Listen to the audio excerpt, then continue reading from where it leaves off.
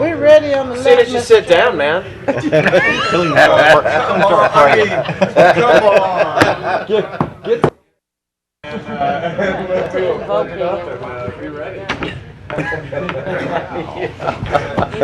Merry Christmas. Right, yeah. I will sit down. I'm not sure I can talk today, but.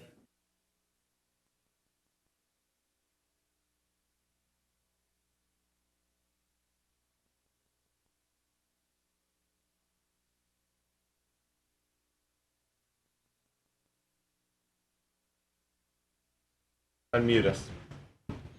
Let us pray. Oh, gracious, kind Heavenly Father, we give thanks for this day. We pray for our government leaders and the workers.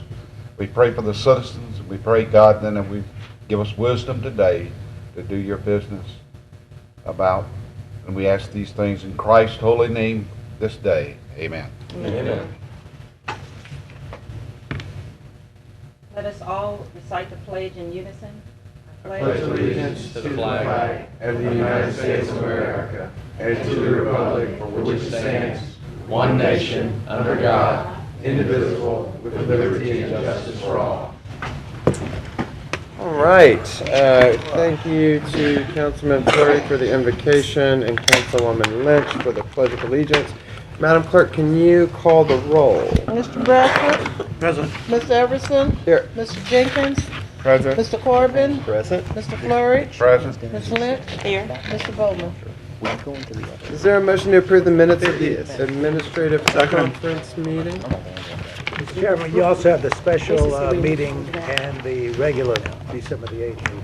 Yes, I'm sorry, I didn't finish reading it, but my little screen thing here for motions and seconds is, there it is. All right, so that motion was made by Councilman Corbin, is that correct? And seconded by Councilman Fleury. And that is a motion to approve the minutes of the December 7th, 2015 meeting, the December 7th, 2015 special meeting, and the December 8th, 2015 meeting. Is that correct? That's correct. Oh, great.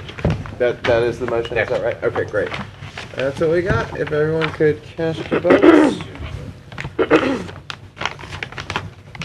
And that motion passes unanimously.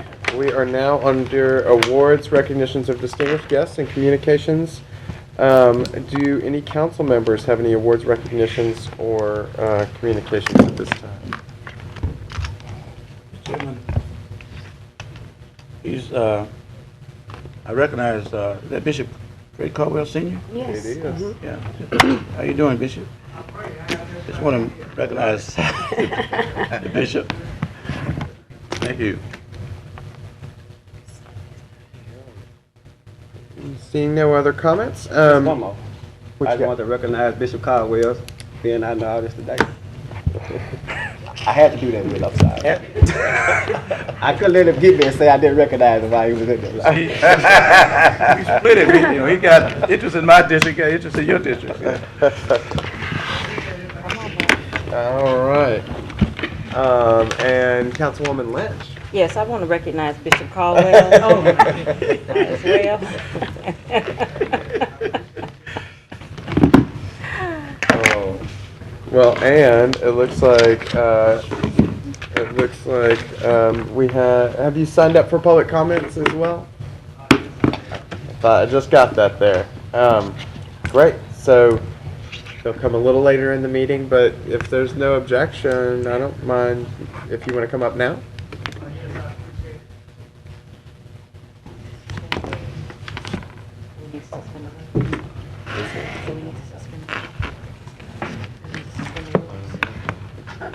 Good afternoon to everybody. My name is Fred A. Caldwell Sr., 7480 Greenwood Road, Shreveport, Louisiana, 71119. Honor and respect that I have just received from you all, I really appreciate it. And I have come to return no less in return for the honor and for the respect. I'm here on behalf of Dorothy Farnell. She did not ask me to come. I came on my own. And I have a concern about Dorothy. I have a great love and respect for Dorothy. She's a 15-year employee of the city of Shreveport and has done a great job. She was trained under Jim Holt, for the position that she took, and she was put in place under Mayor Cedric Glover's administration.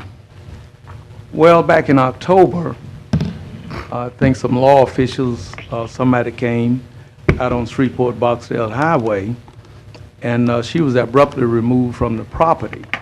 That was back in October. And being removed from the property, herself along with 2 other employees of the city of Shreveport. The other 2 are back at work. Dorothy's in limbo. She was paid 30 days by the city of Shreveport. Then her pay was cut off. HR had no dealings with her. She was not able to access any of her benefits. In my estimation, she's being treated like a criminal, someone who was before held in high esteem is now being treated less than any of you would probably tolerate. So I know that this is a great city. I know that, and I have a great love and appreciation for Mayor Tyler. I would not come down here to try to embarrass her or her administration. I'm not about that. I pray for the mayor every day.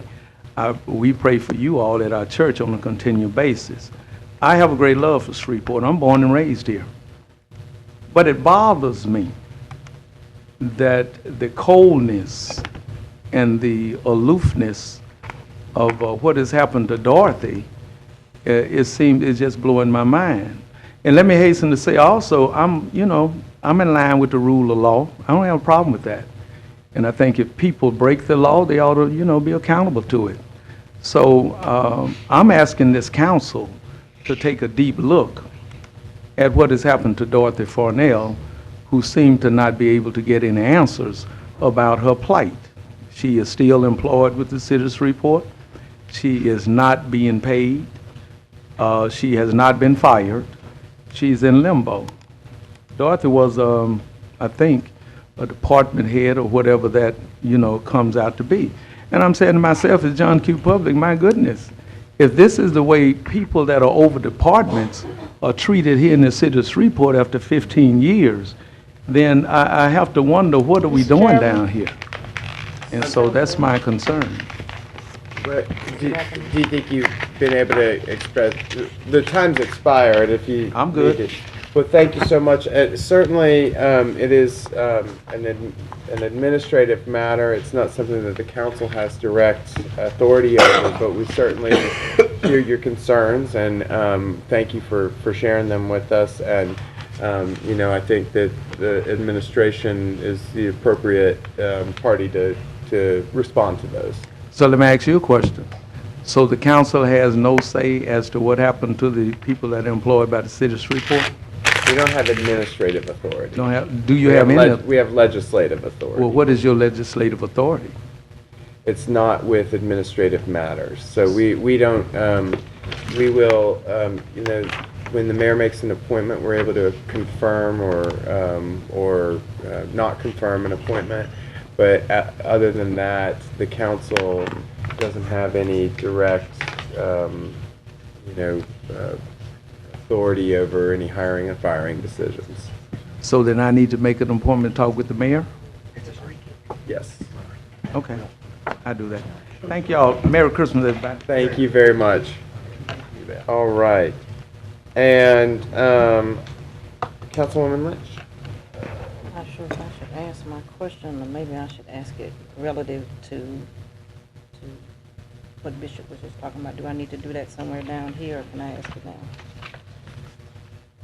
I just have a quick question, because my concern at this point, one of the things that he said, and I don't know if it's true or not, because I want to make sure that we're transparent with the public for 2 reasons. One, this is probably comprises the bulk of the calls that I get from property standards. And so, so I am concerned about, department and all of that on a long-term basis. But 2, the public was told that Ms. Farnell was placed on paid administrative leave initially. And so he's saying that she's not being paid. I'm just trying to get clarification. She's not being paid now, no ma'am. She was on paid administrative leave initially. No, officially she was on paid leave, but she's not being paid. She's not on paid leave at this point. And because it's a personnel issue and it became a legal issue, we are not at liberty to discuss it publicly. And whenever final decision is made, we'll let everybody know. But we are not at liberty to discuss it. It's a personnel issue at this point. Okay? Got it. All right, okay, that's what I wanted to double check. Thank you. I did just get another request to speak, and this is under public comments, which are towards the end of our meeting, from Ms. Farnell. So we will have another opportunity later in the meeting for additional questions. Let's see, Mayor, are there any additional communications from council members at this point in time? If not, Mayor Tyler, do you have any awards, recognitions, or announcements at this point? I have some announcements, Mr. Chairman, and I do want to apologize for the sound of my voice. I have allergies really bad, and this time of the year, sometimes I lose my voice. Sounds like you and Oliver must have been hanging around the same allergens. The council, 2 or 3 announcements, actually.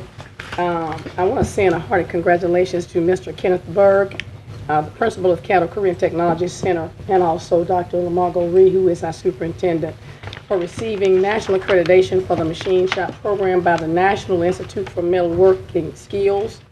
This is not only great for the school, but for producing qualified skilled laborers in our city. We look forward to the benefits this program will bring to our community.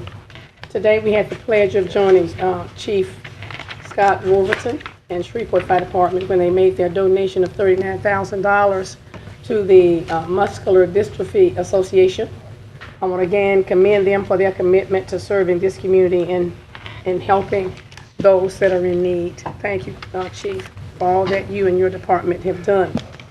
I want to also encourage everyone to support the Independence Bowl game at 4:45 p.m.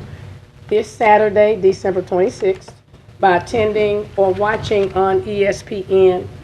This is a great event for our city and an awesome opportunity for us to market the wonderful things we have going on here. We will be doing exactly that in the commercials that will air on ESPN during the game. Please be sure to check them out. As always, the city of Shreveport is filled with events and entertainment. Since we last met, there's been a lot going on in our city. Some events include senior programs hosted Christmas Gala at Bill Cockrell Community Center. The Therapeutic Recreation presented their 3rd annual holiday recital and hosted their Christmas dance community-wide. Adult basketball playoffs began. Shreveport Metropolitan Ballet presented the Nutcracker at Riverview Theater. Shreveport Symphony Orchestras presented Holiday Pops and Stars on Stage at Riverview Theater. Holiday Market continued in the Red River District, and the list goes on. Just wanted our publics to be reminded that we have a lot of various activities for families going on in our community. Those are the announcements we have for today. Thank you so much. Thank you so much, Mayor Tyler, and certainly this weekend I attended a meeting that was at Cohabitat, and it was so nice to see sort of the entertainment under the bridge out there in the Red River District with the Christmas music, a live band playing Christmas music, and artists out there, selling gifts, and all of the stores kind of running specials. It was really, there was some people from out of town for that meeting, and what used to be a very empty, desolate space was kind of activated and alive, and it was a much better impression to be made on out-of-town guests. So it was nice to see that. So certainly the activities that go on are wonderful in their own right, but also because they add that sense of vitality and little energy to our city that really helps us to appeal and helps us to draw more people here. So thank you so much for highlighting those things. Now we are under reports. Mr. Does anybody have any questions or concerns relative to property standards at this point in time? Seeing none, Mr. Green, thank you. And we have already received the revenue collection plan and implementation report. We've already received the monthly surety bond forfeiture report. Mr. Sweeney, do we have a master plan committee report? Yes. We have received the second public draft revisions just a few days ago from Camiros of all the changes that were addressing the concerns and public comments of the public and of business and organizations and civic organizations that we've been in contact with over the last several months. So basically, all of the work we did starting back in May, when we released the first public draft, this is the response to all those comments in the second draft. We plan to release the second draft, putting it on the UDC website and distributing that information out starting in the first week in January. Along with the revised draft, we also have a copy of the proposed zoning that will go along with the UDC. And we have a series of banners that we have created that will depict the zoning both currently that we have and what would be proposed. Our goal is to set up a rotating exhibit that will go throughout the community for people to view and make comments about the proposed zoning. And that will be distributed out to various library locations throughout the city and the parish. There will be one exhibit that will stay stationary, and it will be down here in the lobby of the Government Plaza. So those people that come in the door here want to look at the map and leave comments or to make contact with us to discuss some things they may not understand. We're going to try to make it so they can really understand it. If there's something that's complex about it, we will sit down and meet with them to explain it, to clarify any issues they might have. That exhibit will stay up for at least 6 weeks. It'll go from the first week in January and will finish in the middle of February. And then we'll collect those comments and see what further things we need to do after that. So it's still a working draft. It means it still can be changed. But in this draft, it's going to highlight the sections that have been changed. So people will be able to compare the first version with the second version. And if they have questions, we'll be in a position to answer those. Most important, and what will also be coming forth in the first week of January, will be an executive summary. You've heard me mention this before. That executive summary will be what I refer to as like David Letterman's top 10.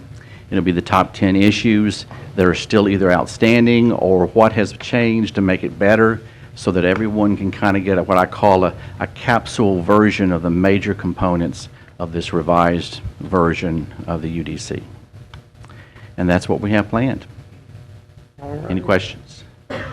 So you said that second draft will be distributed in January, so we should receive a copy of that in Yes, early sir. January? Yes, sir. Great. I will make certain that everyone gets a copy, and along with the executive summary that I think will help a lot.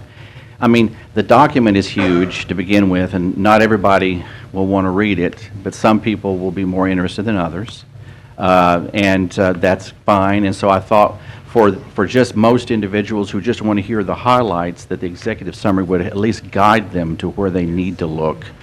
And if they have questions after that, we can answer them. Now, does anybody remember when the when the Connecticut Parish Commission installs their new members? I think it's the. I want to say it's the second meeting in January, but I'm not certain of that. It may be the first meeting. Okay. I was just. You don't remember? I think it's the second. I want to say it's the 21st Yeah. or something. I believe that's correct. So the reason I ask is with that, because you're right, it's a voluminous document. I think it maybe would be helpful for us to have a meeting of the master plan committee to go over with a couple of members in each body in a little bit more detail so that Absolutely. they can provide answers to the rest of their body and kind of help answer some of those questions. So let's look to try to schedule one of those. I think that's a great idea. In fact, all I'm doing is now waiting for the new commissioners that will be on the board, because all the ones that were on the master are gone. Yeah. And then I need for Alan Young, the new chair, to select who he wants on Great. from the MPC side, and then we'll be ready to rock and roll. Well, so maybe talk with Alan about doing that, and then we'll reach out to the commission to see if they can kind of be thinking about who Sure. they want to appoint to that early, so that we can have that meeting and kind of get that information out Sure. there. And if it can't happen in that time, maybe we can do just an update to the council through maybe one of our committees. Sure. Maybe one of We our can certainly do committees that. can host that. But that sounds great. Anybody have any additional questions? All right. We look forward to getting the info. All right. All Sounds right. like fun. Thank you. We do not have any public hearings scheduled for today, so we'll move on to adding items to the agenda. We have none, Mr. Chairman. Okay, there's no legislation to be added today. We do not have public comments for agenda items today. We do have several requests for public comments, but they're not for agenda items. So those come at our second public comments section. We do not have any confirmations or appointments to be considered today. So I believe we can proceed to the consent agenda. There's no items under consent agenda for introduction, but Mr. Thompson, can you continue with the items to be adopted? On the consent agenda for adoption, we have resolutions 217, 218, 219, 220, and 221. And a motion to adopt the consent agenda would be in order. Second. Okay, I have a motion from Councilman Corbin, seconded by Councilman Bradford, is what I heard. If I'm wrong, somebody tell me. To adopt the consent agenda, and that motion passes unanimously. And so now we're under regular agenda legislation. Mr. Thompson, can you please? Resolution 210 authorizes the mayor to execute an agreement with the Northwest Louisiana Council of Governments with one amendment. The amendment updates the reference to the date the agreement was filed with the clerk of council. Somebody, so moved to amend it? Second. And there's a motion from the chair, seconded by Councilman Fleury on amendment number 1 of Resolution 210. That motion passes unanimously. So moved as amended. Second. There's a motion from the chair, seconded by Councilman Corbin. 210. That motion passes unanimously. Resolution 216 allocates funds to a specific non-for-profit organization from funds budgeted and other charges in the 2016 moved. Special Revenue Fund. That is a motion from the chair, seconded by Councilwoman Lynch. We had some discussion about this the other day, but if anybody has any additional questions. All right, motion passes unanimously. There are no items on introduction of resolutions, Mr. Chairman. Under introduction of ordinances, we have several. Ordinance 120 is an annexation ordinance. It enlarges the limits and boundaries of the city. The property is located at 9475 Ellaby Road, located in Section 8, Township 16 North, Range 13 West. Ordinance number 121 is also an annexation ordinance. The property is located at the intersection of Ellaby Road and Flournoy Lucas Road, located in Section 8 also.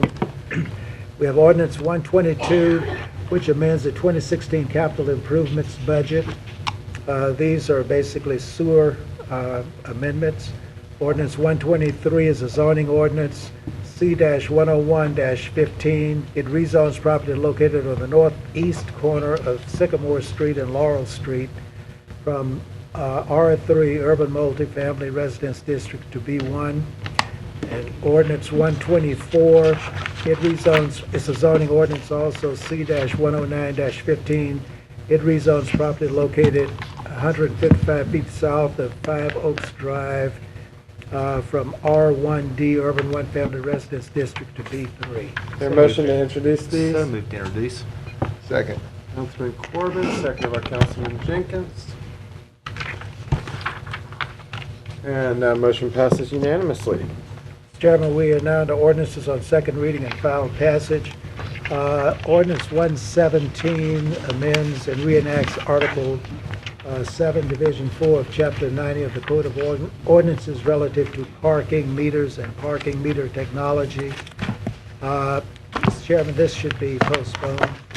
And can I make a motion to postpone multiple Yes, sir. ordinances? I'd move to postpone ordinance 117, 118, 119, and 113. Second. 113. And that is motion by the chair and seconded by Councilwoman Lynch. Yeah, 113 is that one, remember, we're trying to get the timing. Timing at of the the two same things time. together. That was all I was gonna ask, so. Yeah, motion passes unanimously. Mr. Chairman, we're now to table legislation. There was some discussion at the last meeting about removing one or more of the two items that are on the table. Oh, yes, I am going to remove ordinance 64 and So is put it- in the proper amendment for 2016, but I'm removing it because we're finished with 2015. So you withdraw but- that one, and you'll Yes. reintroduce another one? Yes. Okay, so the motion is to withdraw ordinance 6415. And there's a second. So that motion is Councilwoman Lynch, seconded by Councilman Jenkins. Just to remove it from the table and to withdraw? Or do we need a separate? Removed from the table and the agenda. Yeah, okay. And that motion passes unanimously. And I'm going to move to go ahead and withdraw ordinance 66 of 14. We had some discussion the other Second day about that. It's just to remove it from the agenda also. Correct, yeah. So there's a motion by the chair, seconded by Councilman Corbin. Can you give me an update on? Yeah, I think, so this was in place, I'm very familiar with the history, I just don't know what the change of that. I think what the discussion is that we have enough lead time and any advances in this situation that we can reintroduce something when appropriate, as opposed to leaving this on the table for fast action. So, Copy. that's what it was. And that motion passes unanimously. We have already considered appeals, and so we are now at reports from officers, boards, and committees. Am I correct? Did I skip something? Anybody? No? Okay. It's going so fast, I want to make sure I didn't forget something. We have a meeting tomorrow, correct? Yes, that's right, 3 o'clock, public safety. What time? Public safety tomorrow. 3 o'clock. 3 o'clock, Public Safety Committee. Yes, 3 p.m. Public Safety Committee meeting here on the first floor, the Yeah. conference room? Okay, Public Safety Committee on the first floor. And in addition to what was on there, I had somebody ask me a question about something else. So I will ask you all that for tomorrow. Anybody else under reports from officers, boards, or committees? No? Seeing none, it is the moment we have all been waiting for, and what I am sad to say is my Clerk's report. final chance we to wanted the clerk's report? introduce a clerk's report as chairman. Mr. Chairman, because I don't want, Hard. because I don't want to keep everybody here too long, I don't have a report. Oh, we insist that you give us a report today, Art. Okay. Additional communications today. Mayor Tyler, do you have any additional communications at this time? Nothing more, thank you. Okay. I just got a stream of text messages. My daughter was at the doctor, so I'm sorry I'm totally distracted. But let's see. Do any members of the council have any communications at this time? Councilman Corbin, followed by Councilman Bradford. Thank you, Mr. Chairman. Just want to congratulate you for a year of fine leadership as chairman of the council, and to council with a lot of new members on it. I think that everybody hit the ground running, and I say congratulations. And to the mayor and her staff, This has been a welcome year of open communication, and it's much appreciated. Look forward to 2016. Thank you. Thank you, Mr. Chairman. All right, Councilman Bradford, followed by Councilwoman Lynch. Thank you again, Mr. Chairman. My comments, since Councilman Corbin mentioned it, let me echo his sentiments. I think we've had a very good year. Transparency, doors of communication was wide open. I think the council worked it very well together. We don't always agree, but I think we wasn't disagreeable. And I'm trusting that we can continue in that vein as we continue to serve our terms. But I wanted to mention, Mr. Chairman, and I know you have, and most of us have attended a lot of Christmas party this season. I was invited to more than I attended because sometimes they get old, but you enjoy the camaraderie and the fellowship as we go to these various events. But I want to mention one event that has been lingering with me since it happened 2 weeks ago, actually. And if you didn't come, you missed a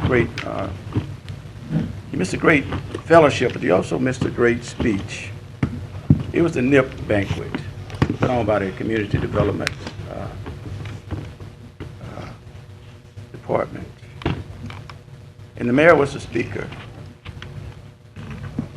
And it was a very touching speech because it was so true in how the city is and the diversity of it, and the audience was diverse. And I think that's what we have to come to grips with, is that we are a diverse city, and that we have to embrace that diversity if we're going to move to the next level of growing this city.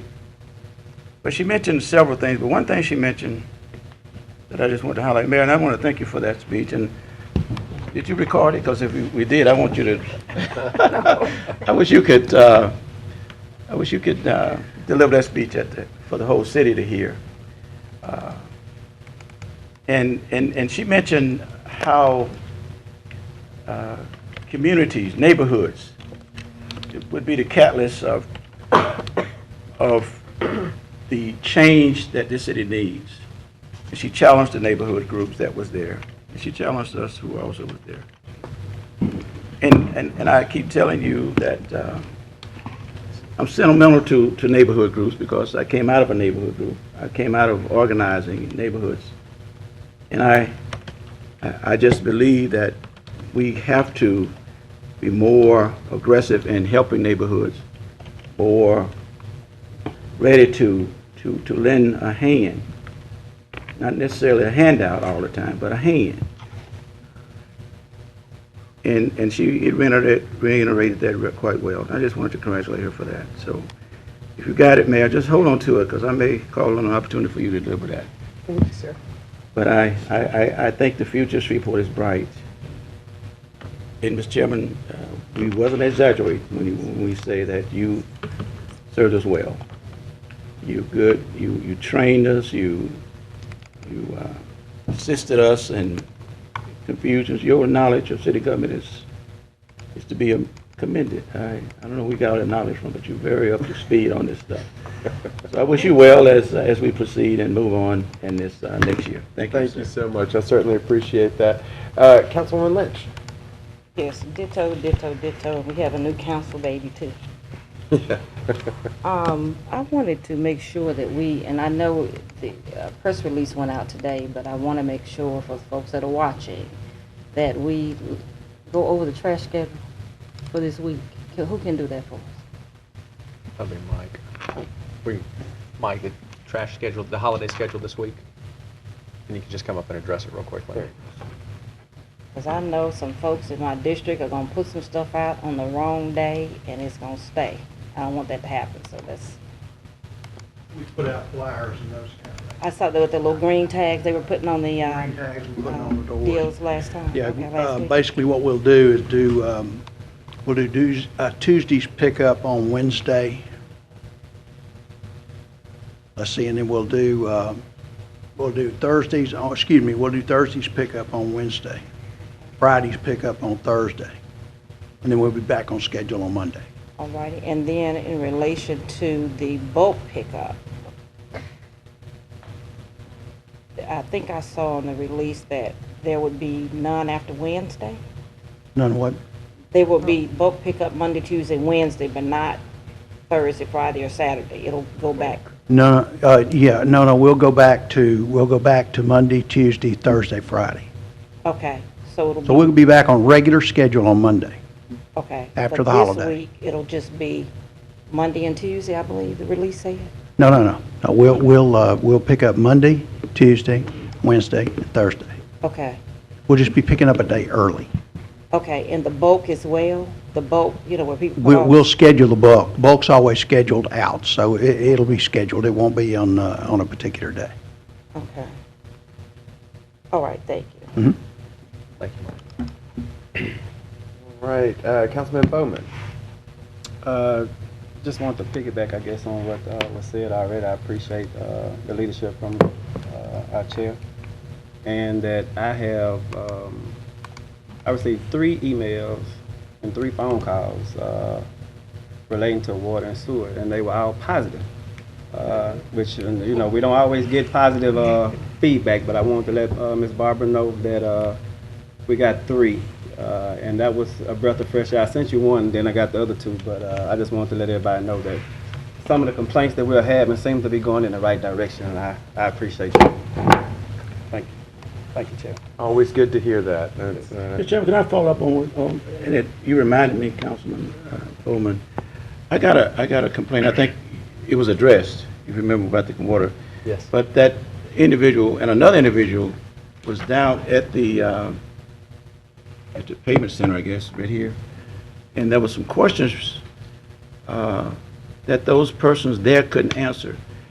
What's the protocol as it relates to questions that the persons that are in the pay center can't answer? Is there a customer service representative there?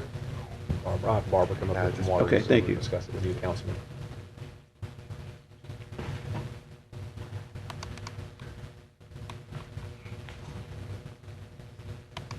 We don't currently have someone down in the payment center at City Hall. Right now, we are short 4 customer service rep positions at our call center.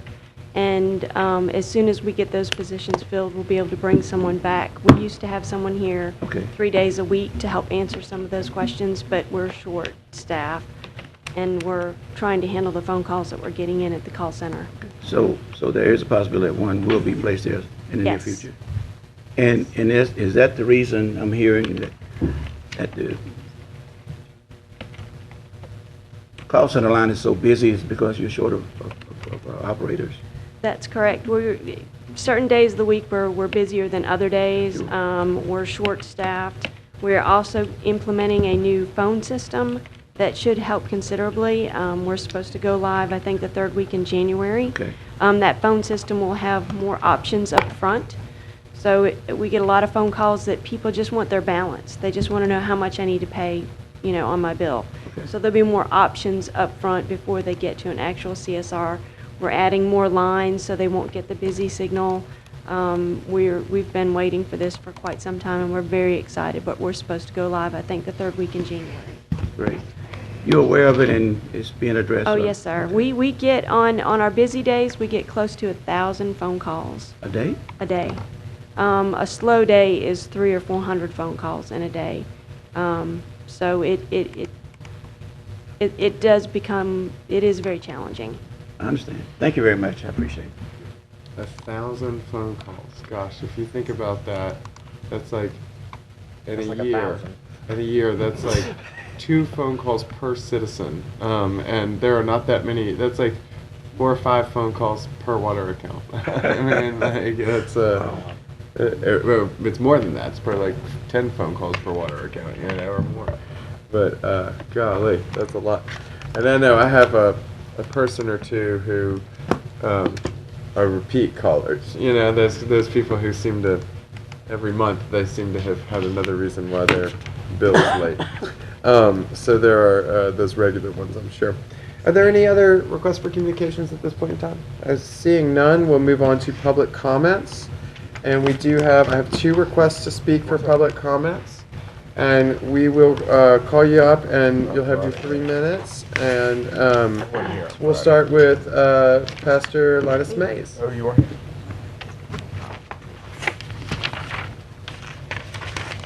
Pastor Mays, 10398 Buncombe Road, Shreveport, Louisiana. To the council, thank you for your service. There's a few things that I would like to address to you all in regards to your budget that you passed on the last council meeting. The sanitation workers, about 400 strong, met at my church and asked for a simple request of the lower level workers to receive at least a raise. And what I can't understand is that it was told to them, I know they got the bonus, but it was told to them that that they would receive some form of some kind of raise. But I also know that you all didn't include that in your budget. Neither did you include in your budget any body cams that's going to save human life. And the reason why people don't want to address this because there are African American lives that are being lost. Now, we all are saddened for Officer LaValle and other officers that lose their lives, but we are equally saddened that African American men are losing their lives at the hands of police officers who use excessive force. That is a problem. And the reason why they don't want to get the body cams is that it's going to expose what's really going on in the African American community with police officers and their relations with African Americans. So now this illusion of that, you know, we are a diverse community. Well, when you cut in the pie, it seemed like we only getting a slice, and the rest of the pie is being distributed to everybody else. Our infrastructure in African American neighborhoods, the infrastructure is deplorable. That's nothing to applaud about. Moortown, Queensboro, Allendale, these places, when you drive down them, I just bought my wife a brand new car. When you go to these places, the largest African American district, it's like riding on a roller coaster. These people have came down here, pleaded and begged. And, you know, my thing is that it's sad that when it comes to citizens of this city that is asking for help, these sanitation workers ask you all for help. They ask the previous administration for help. They are low-level workers. If there's other people within this administration can get raises, how come those who are working to pick up your garbage and other things can't get those raises? And the reason why I haven't been coming down here like I used to, because I was trying to give this administration an opportunity to start doing some work. So now the time is up. So nothing is still being done, and it's sad. You know, I know you only have so much money to work with, but instead of filtering this money out in other places, it would seem feasible to me that the communities which have the worst conditions of streets and infrastructure, those ought to be the target places where you ought to spend the money at. So with that being said, I appreciate your time. I know my time is up. I appreciate the time, but let's get busy on doing what needs to be done for the least of them. Thank you very much. Pastor Mays, we appreciate your concerns, and I do want to take this as an opportunity, actually, because you know that the budget is, obviously it's a really large document, and so there are some things in there that aren't always apparent right away. I know that there was an increase, certainly for those city employees that are making under $10 an hour. There is an increase in their salary that was in the budget. So that's a good starting place. That's certainly you know, a move in the right direction. And some of the infrastructure work that's allotted to happen next year is actually very much in the neighborhoods that you listed. So I think that you know, your concerns are shared. You know, I think that there are other people that feel the same way, and that certainly with regards to water and sewage projects, we have an amendment right now, a budget amendment that we just introduced today that we'll vote on at our next meeting that allocates about $47 million for sewage projects in Moortown and in Cedar Grove and in some of the neighborhoods that you know, really need that work. So, you know, it is certainly we're in a situation where we can't always have all of the things that we would like to see happen, but I think we are moving towards accomplishing a lot of those things, and we're certainly on the same page with some of those priorities. For instance, again, with body cameras, we have the dash cameras and the patrol units, and then what we've done is we have, a starting amount of body cameras that have gone on to those people that aren't in a patrol unit, like the downtown officers and people like that. And those have been really helpful tools, and that's something that I think that we'll continue to pursue resources and look for grant opportunities and funding opportunities to add more body cameras, because you're right, they are helpful. They're helpful in ensuring protection for the officer and for the citizens. So they are helpful to all parties. And but it's a matter of what's the right brand, which ones work the best, which ones are deliverable on time, which ones stay operating and functional for the longest. And so those are still some of the things we're learning. But it's always daunting to hear concerns, because we all have a lot of concerns, but at the same time, I take some comfort in knowing that a lot of your concerns are things that we have been thinking about, and attempts are being made to address those. So And we appreciate that's a what- good direction. We appreciate very much what you are doing. Only thing we're saying that the officers that are on the street, not those who sit behind a desk, we want those who are on the street, they have direct communication with people of color and others, so to be safe on both sides. Absolutely And we agree appreciate that. it. I did speak with to speak to your second question, I did speak to the clerk of the council, and they looked into it, and they also found out that there was no money in there for the lower level worker. There's nothing in your budget for the sanitation workers. That was one of Dr. Martin Luther King's last and final greatest fights. So there's no money in there procured for them, and we would appreciate it that if that had been. So we got that information directly from the city council. Okay. I don't know what information he's talking about. I spoke to this young lady here on this morning. And what did I she say? just advised me that I said that there is money for those that were making under $10. Right. Making under a certain amount. Yeah. So it still went directly. So we've brought all the lowest wage earners up to that $10 an hour mark. So that's the first step, and certainly. A number of those are solid waste. We hear that employees as well. concern. A lot of those are solid waste. Well, I hope there wasn't a miscommunication, but certainly we're on the way in the right direction. We certainly appreciate hearing from you. And Appreciate you, thank you. all right, thank you. And next, I have Miss Dorothy Farnell.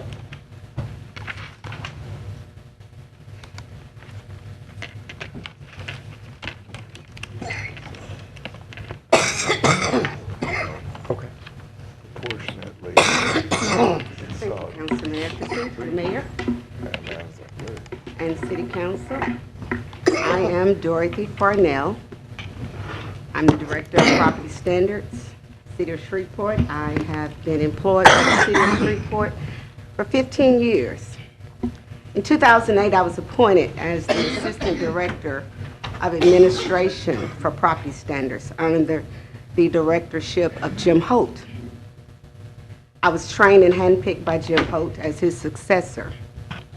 I was appointed as interim director March 2012 and later confirmed as the director under the administration of Cedric B. Glover. I have served faithfully under this administration until my tenure was interrupted on August the 5th, 2015, wherein I was told to leave the premise. On August the 5th, 2015, I was escorted from the premise without full comprehension of why and advised not to return until notified. On the very same day, 2 other employees were asked to leave and not return until notified. I did not know why I was asked to leave my office until I saw my face on the 5 o'clock news on August the 5th. Within 30 days, the other 2 employees were reinstated in their same position.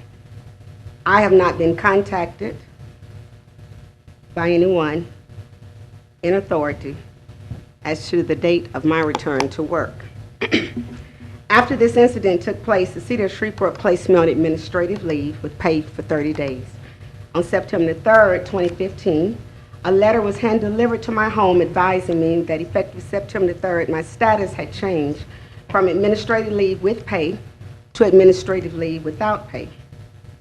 And even though I am still on the payroll and have not been terminated, I've been denied all my benefits and have not been paid since and until the present.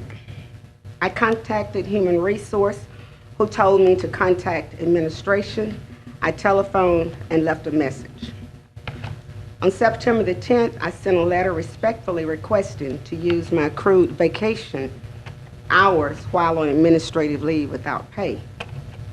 I received a letter dated September the 11th denying my request to utilize my vacation time.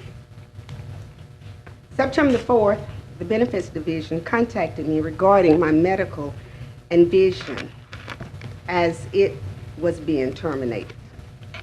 On September the 20th, I was notified that my life insurance would terminate on November the 5th if I was not actively back at work. I immediately sought legal action and was told by legal counsel to send a registered letter to the mayor and CAO seeking a date when I could return to work. Okay. Yeah, well, The return receipt from the registered letters was November the 11th, 2015. As of yet, I have received no communication from anyone as to my return to work.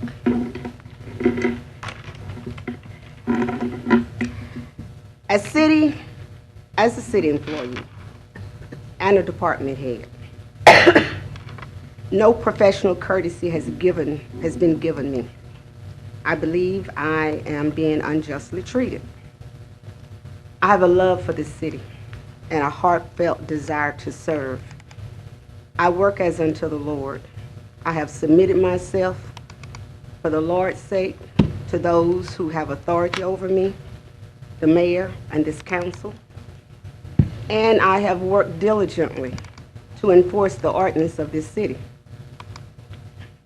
Enforcing the rules of the ordinance has caused allegations to be made when an owner refuses to obey them, refuses to receive or obey notices that are sent. That they either complain to my office or to the mayor's office. Evidence often proves that such complaints are false. If the owner is correct, the issue is resolved by cancellation or by other means. Allegations regarding policy, procedures are not new. The previous administration had to handle the same complaints from some of the same people as of today. In those investigations, there was no evidence found. There were not any improprieties. Allegations have been made that property standards is broken. It is not broken. We have a system that should have been updated 20 years ago, Permits Plus. Needs updating. And I've spoken to this council, some of you, about it, and the administration. We've met about this problem. The previous administration and this current administration have known, and until property standards plus system, the permitting system, is updated, you're still going to have problems that are going to be occurring. There have been several audits, internal audits. There have been discrimination lodged against the department. Each one of these was investigated. I have even requested audits within the department whenever a contractor was believed to have been terminated falsely or was not rehired, or citizens who were either involved with property standards as contractors and those that were not. Those audits produced no evidence or gave no recommendation for change. The Bible says that those that rule over men should be just and righteous, serving in the fear of the Lord, and are to be helpers of those that do good work. And I'm here today seeking answers. It is my desire to return to work full term because I want to do an even greater job in the future for the city of Shreveport. And I'm requesting a date of return and all my accrued benefits. Thank you, Dorothy.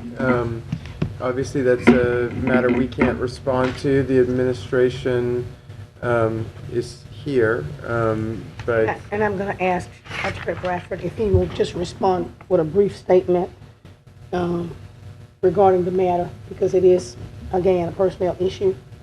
And, you know, we want to make sure before we do any permanent type action.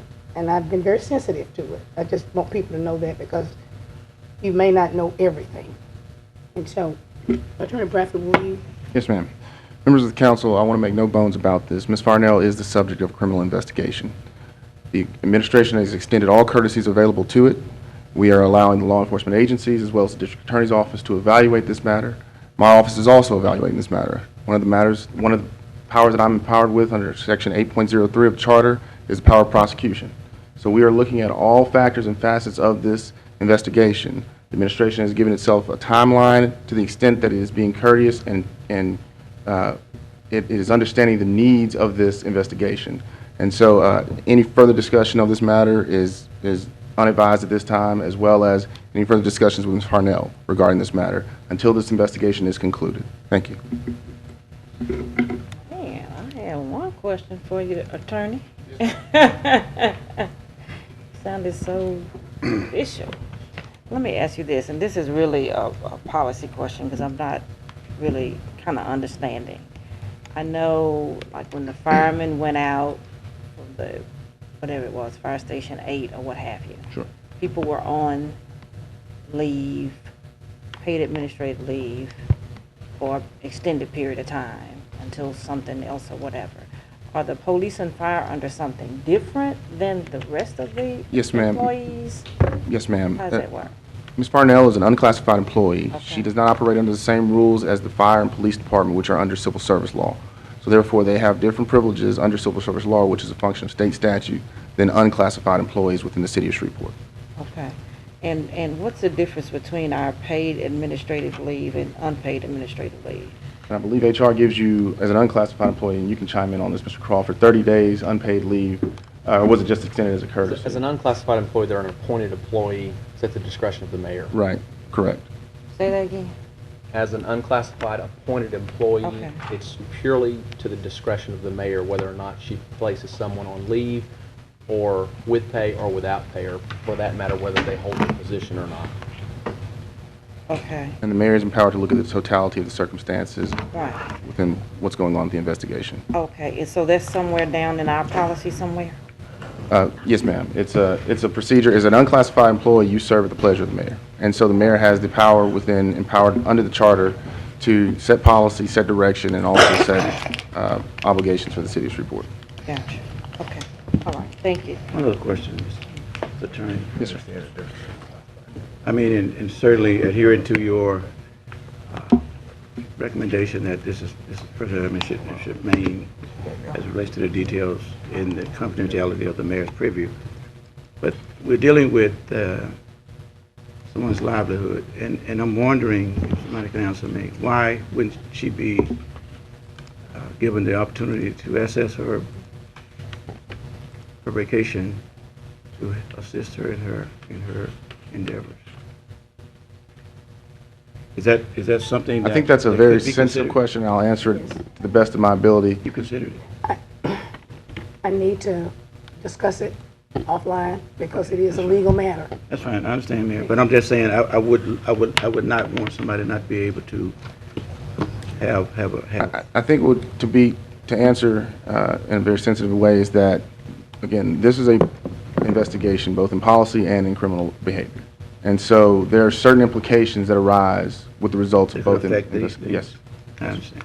Well, and generally speaking, if someone is placed on administrative leave, you would have to bring them back to work to allow them to take a vacation, thus subjugating some of the criminal investigations. And the intent of the administration is to keep the person on administrative leave until there's a resolution of that particular issue. And let me just say for the record that there was some inquiries about the director of property standards over the period, and it has been categorized continuously as a personnel matter. Right. That he wasn't at the preview of responding to our inquiries, and I'm going to accept that once there has been some type of closure to this, that you will inform the council. I will. Absolutely. I've always done that, and I will. Thank you, ma'am. I'm just, I'm trying to let it run its course, because you can compromise the investigation if you don't. I understand. Sure. And of course, we have, just trying to wait until it get done. With all the elections going on, we held up because of other folks' elections. I see. And so, that's part of the problem. But we are very sensitive to it, and I did place her on leave with pay initially, and then it, got to a point where we could no longer do that. But that is just something else that we need to, not get into. I understand the sensitivity of it, Mayor, and I'm just, if you will consider reviewing some options to see if there's any way Absolutely. that she could be And I compensated for something, I'll whether review vacation it. time or something, so at least she would have some type of income. I'll review it. I livelihood, certainly okay? will. Thank you. One of the things that I just need to say is one of the things that we could have done was just terminate outright. We did not do that. Okay? So, I don't want that to be lost on anybody. I understand, she work at your preview and I understand. Okay, thank you, Mr. Council. Thank you. Any other questions? Attorney. Okay, thank you. At this time. And we have one additional request for public comment, and that is Mr. Craig Lee.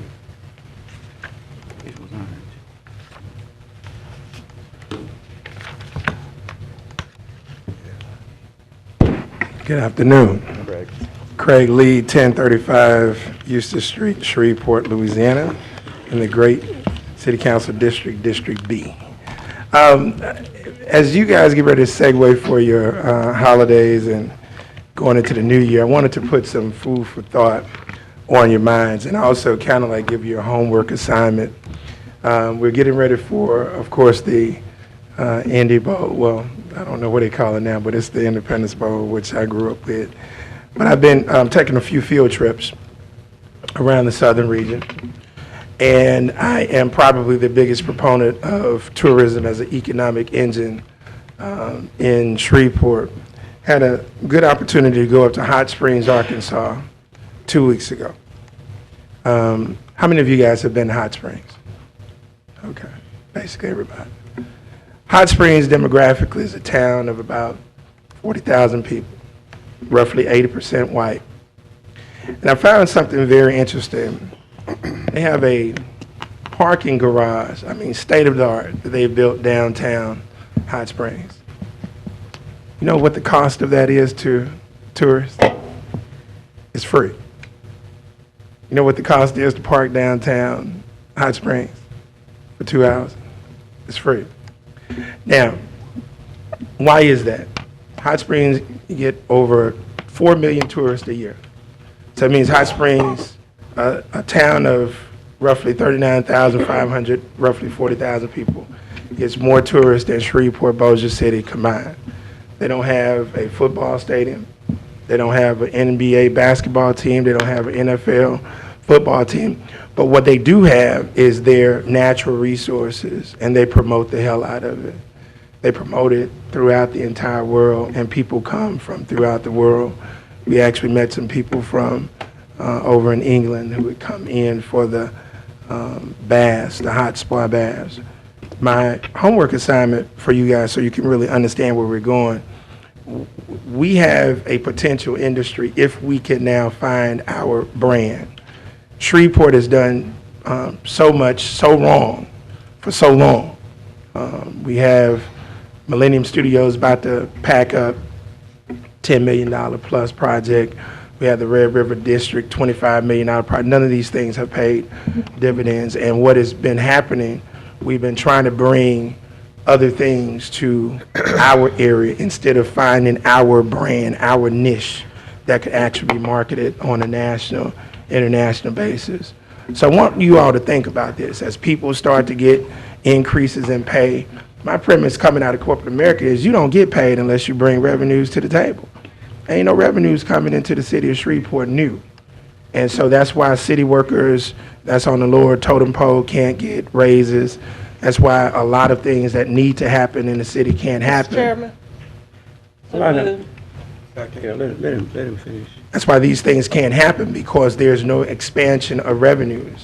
And it's almost like we are laughing stock. We got the General Motors deal, that's a debacle. And so I challenge this body to really start to do some homework and look at some of these cities that are doing some of these industries right. And definitely Hot Springs, because they are a small city, but they're big time when it comes to tourism. And as a byproduct of it, they've been able to bring down the property tax liability for their citizenry and make a hospitable weekend getaway or however long people come in to the city of Hot Springs. Thank you. Mr. Lee, I think I know you probably well than anybody. We've had this conversation over the years. One of the things that I resent, and I think we've been forced to understand, and again, it's just a resentment on my part, is to be held or accused of something that I didn't create. Mm-hmm.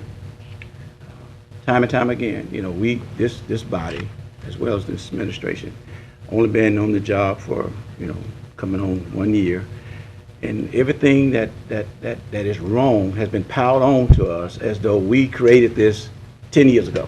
We hadn't gotten a raise in 8 years. We hadn't done this in 10 years. We hadn't done this in 15 years, which I often ask, well, why didn't you address this with the previous people, you know? But that's fine. We're gonna take the challenges. I think the city is better today than it was a year ago. And your analogy of what could happen is real, because we talked about Texas Avenue corridor. You know, black entertainment is a very, you know, marketable tool.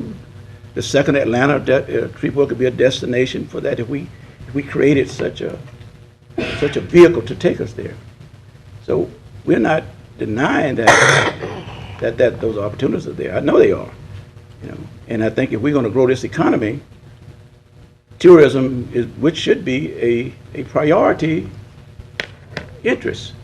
You know, new revenue has to come into Shreveport somehow, because if we don't, we're going to continue to go from spoon to mouth. You know, we're going to have to wait till the next paycheck to get something else done. So we're down with what you're talking about. I'm just saying that we got 3 more years, and let us work together. I like your mindset. I like a lot of your ideas, and let's visit and let's talk about what you think that we can do together. I mean, as a council, what could we propose that would be a very great investment, and the return on that investment could be something that would benefit all of us.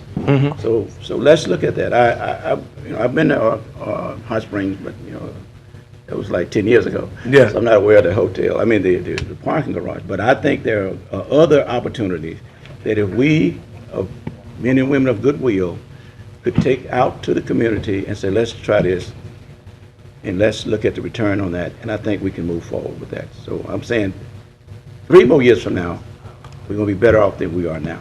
Oh, I agree with you. And that's why I said it was a homework assignment and food for thought, because you all didn't create, even though Oliver and Mike have been on, and Jeff have been on the council before, you all didn't create, because this happened way back when. But what I've come to see in Shreveport, I remember when I served on the tourism board of directors, and you know, people, oh, we want Southwest Airlines in. There was a little lady that did a petition. We're going to do a petition and get Southwest. And I was trying to get her to understand, you don't understand. you're not going to petition Southwest. It's an economic decision. And the people who have run this city have failed the city. And that's why I was giving the homework assignment to you guys, because this population has remained stagnant since the 1930s. And where Dallas has elevated to a top 10 city, we've remained at roughly 200,000. And that has caused an economic drain on the revenues. And from that overall standpoint, there are opportunities if we can get out of our own way and stop believing that somebody from out of the city brings good interest here, because all they're doing is pimping us. And we're left with infrastructure that we really cannot afford and no tax base that has, substantiated it. Exactly. So it's just a And challenge. I'm here to do big things. I didn't come here to babysit a city for 4 years. Cool. Okay. I came here, and I've expressed it, not the immediate past councils, but I'm going back 30 or 40 years where those guys came together and made some big things happen. Okay, we're gonna try to make some big things happen in the next 3 years. Good go. I'll be working with you. Thank you. Thanks. Appreciate your comments, Mr. Lee, and I feel the same way about, sometimes I go to a community like Natchitoches, again, an example of a dramatically smaller community, and we've got a few streets in Queensboro or Highland that look quite a bit like the celebrated streets of Natchitoches, and certainly in downtown.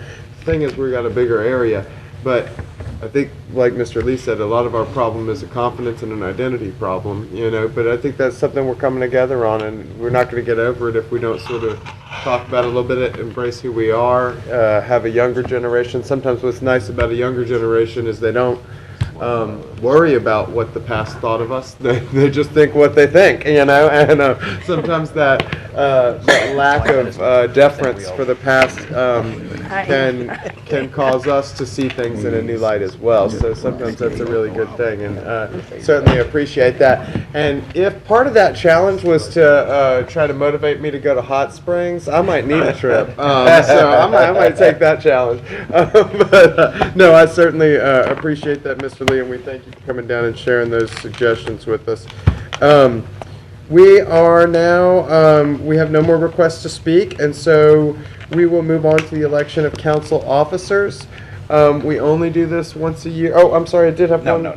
Okay. We only do this once a year, so this is my first and last time to preside over something like this. So I went and looked at the last year's minutes, and will remind everybody how we will do this. We will open the floor for nominations for chairman. And then whatever nominations come in, we'll take a motion to close the floor to nominations. And then because the chairman is paid more than the rest of the city council members, it is appropriate to recuse oneself from the vote on the chairmanship, since it is a matter of fiscal benefit. And so we will have them recuse themselves, whoever is nominated.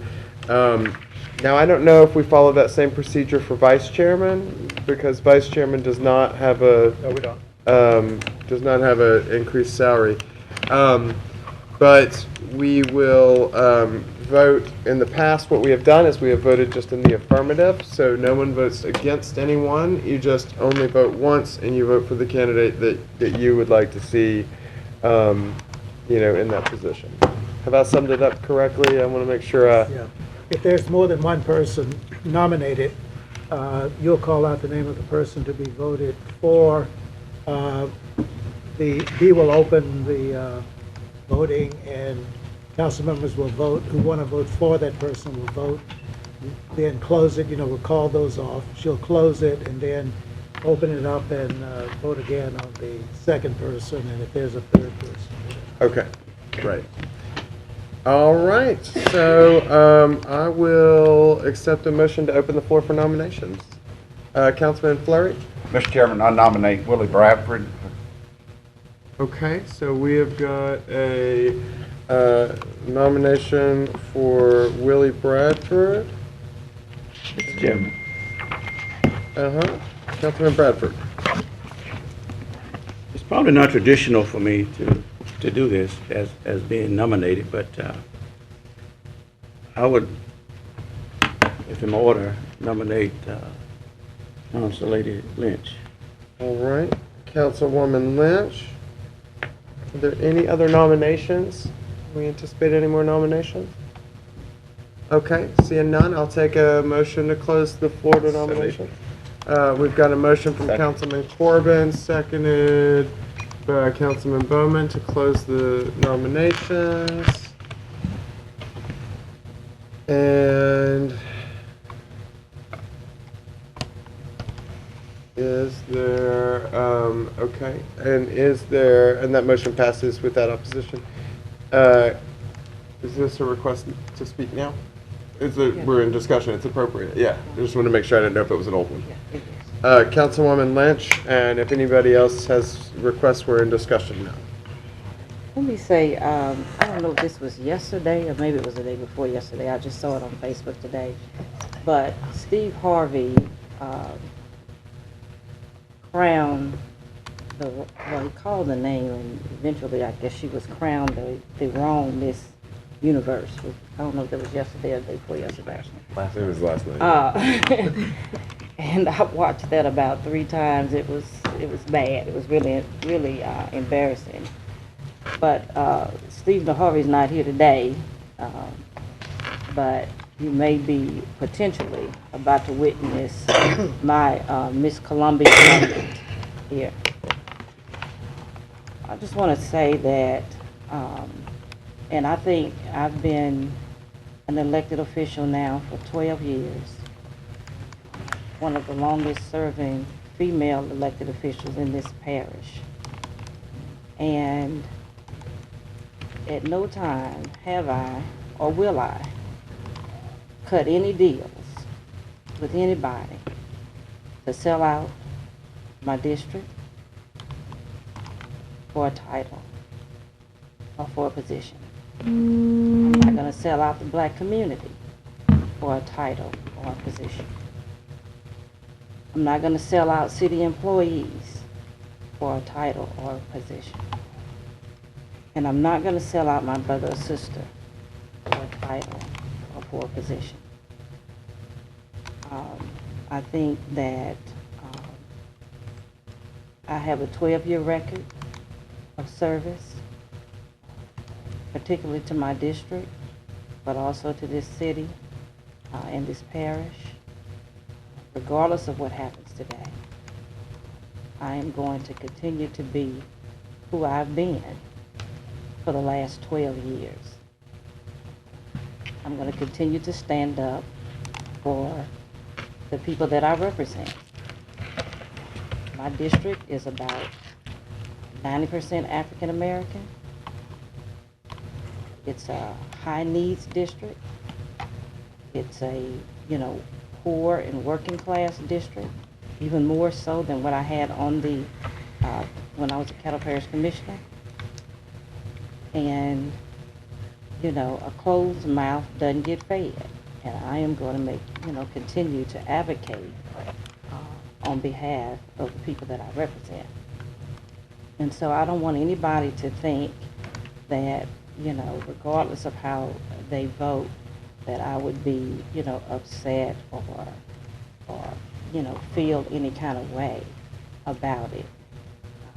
I know in politics there are no permanent friends, there are no permanent enemies. And we're going to continue to work together with each other. We know there are pressing issues, continue to work with the administration. We know there are pressing issues that face our city as a whole. And the only way they're going to be resolved is if we work together. And so that is, my commitment. When I came in this world, I did not come in this world as a politician. I did not come in this world as, with a title. When I came here, my name was Stephanie Lynch. When I leave here, when they put me, do that death certificate, they don't put titles on it. Go leave out of here with what you came with. And so I have asked, for support from my colleagues you know, to be chairwoman. But like I said, it's not I don't think it's a slight either way. Councilman Bradford,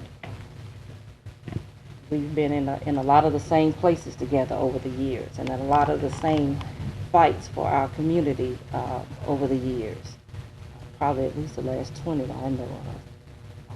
And so, and a lot of our interests are aligned, you know, and having a passion for the people that we represent.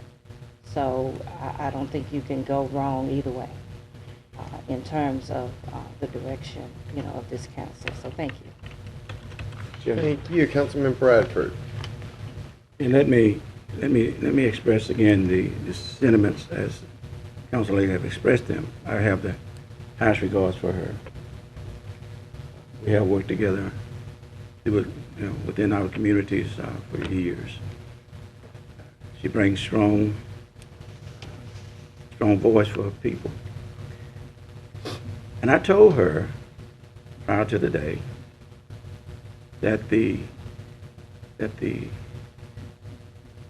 responsibility of electing the chair is the council, not our constituents. We serve at the pleasure of this body.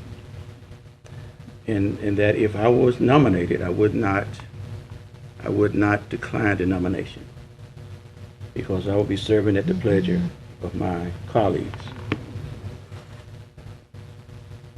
And I also told her that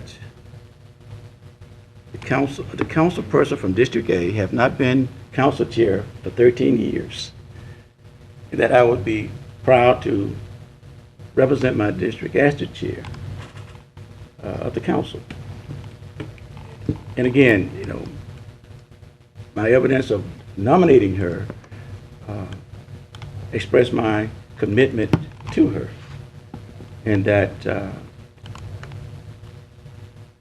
if elected, I would serve as chair of this council with pride and distinction, and that's why I accepted the nomination. So, council, we serve at your discretion, and I again would ask that you would vote for the person that you feel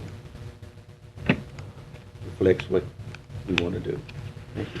Okay, thank you so much. Are there any additional requests for discussion or comment? I see none, so we'll go in the order of nomination. So what we're going to do, remember, we're voting once. You're not going to vote against anyone. You're only voting in the affirmative. And so we will call a vote for, if you would like to vote for Councilman Bradford as chair, is it set up? Yes, sir. Okay, so go ahead and click yes if you'd like to vote for Councilman Bradford as chair. And we will call the votes. Okay.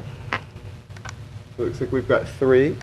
And if you'd like to vote for Councilwoman Lynch, is it cleared?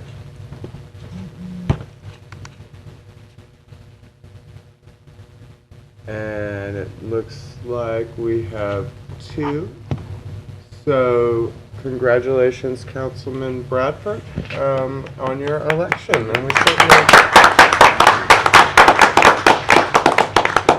And I'll go ahead and close out this meeting today, but after that, I'll be passing this gavel along. I served most of the year without a gavel, and so we finally have one.